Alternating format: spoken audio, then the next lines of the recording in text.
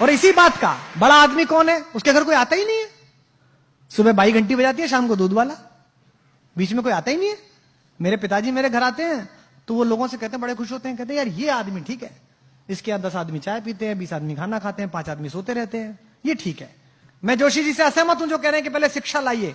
शिक्षा तो लाई है, लेकिन हिंदुस्तान की दुनिया की जितनी समस्याएं हैं वो किसने पैदा करी? आइए, शिक्षित लिखते हैं, अशिक्षित लिखते हैं और समस्या लिखते हैं। आइए, पहली समस्या बेरोजगारी, किसने पैदा करी भाई? शिक्षित लोगों ने क्या शिक्षित लोगों ने? शिक्षित लोगों ने। गांव में सबके पास रोजगार था, गांव में सब लोगों के पास कुछ ना कुछ काम था। लकड़ी वाले के पास लकड़ी का काम था, जूते वाले के पास जूते का काम था, लोहे वाले के पास लोहे का काम था। सब एक दूसरे को भोजन दे रहे थे, सब एक दूसरे को अन्न दे रहे थे, सबका काम चल रहा था। आपने सुना गांव में कोई भूखा मर गया? नहीं मरा।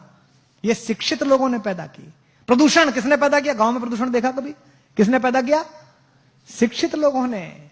इससे क्या तय होता है कि शिक्षा आपको कार दे सकती है, लेकिन लर्निंग आपको संस्कार दे सकती है। आपको तय करना है कि बिना संस्कार की कार लेनी है कि संस्कार सहित कार लेनी है। अधिकतम पूरी लड़ाई बिना संस्कार की कार लेने की है। यही कारण है कि हमने इस जीवन को कष्ट का साधन बना दिया है। दूध में यूरिया मिलाया जा रहा है। जो यूरिया मिला रहा है उसको शर्म लिहाज नहीं है कि किसी की किडनी में जाएगा तो किसी का पति, किसी का बेटा, किसी का सुहाग, किसी की राखी सुनी हो जाएगी। उसके खुद के घर में भी बेटी है, उसके खुद के घर में भी पुत्र है। वो सोच के देखे कि मेरे पुत्र को अगर ये यूरिया किडनी फेल कर दे और मेरा बेटा मर जाए तो कैसा लगे। नहीं, वो सोच ही नहीं रहा।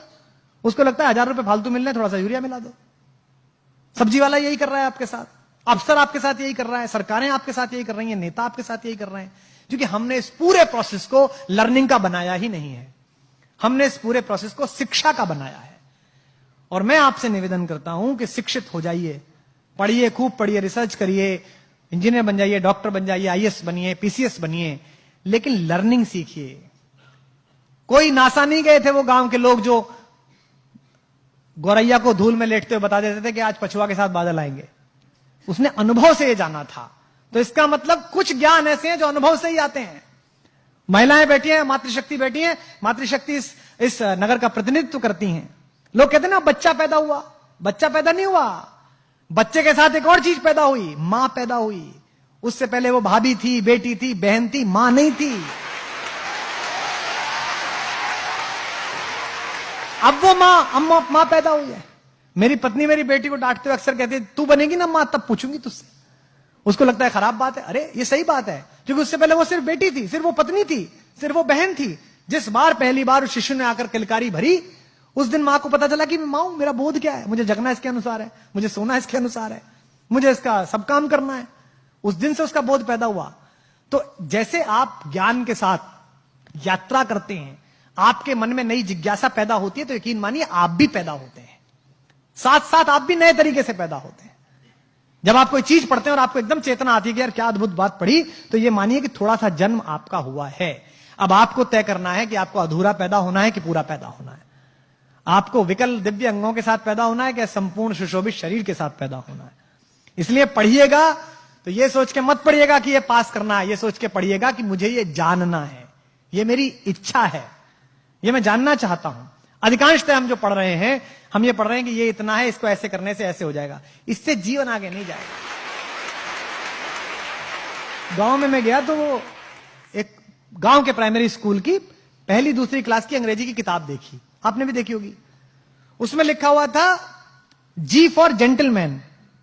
तो सामने कुछ चीजें बनी रहती है ना, अम्ब्रेला बना हुआ है ना, बना रहता है सब। बी फॉर बैलून, तो बैलून बना हुआ है। तो जी फॉर गर्ल एंड जेंटलमैन, तो एक लड़की बनी हुई और जेंटलमैन के नाम पर सूट पहने हुए एक आदमी बैठा हुआ, मतलब खड़ा हुआ, यानी कि जेंटलमैन है। जिसने सूट पहना वो जेंटलमैन है। तो गांव के उस बच्चे को यह लगता होगा कि ये जो धोती कुर्ते में मेरा बाप है,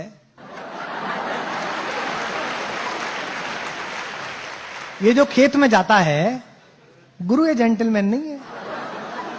जेंटलमैन कौन है? जेंटलमैन पीडब्ल्यूडी का वो चोर क्लर्क है जो सूट में आता है रोज सुबह सुबह।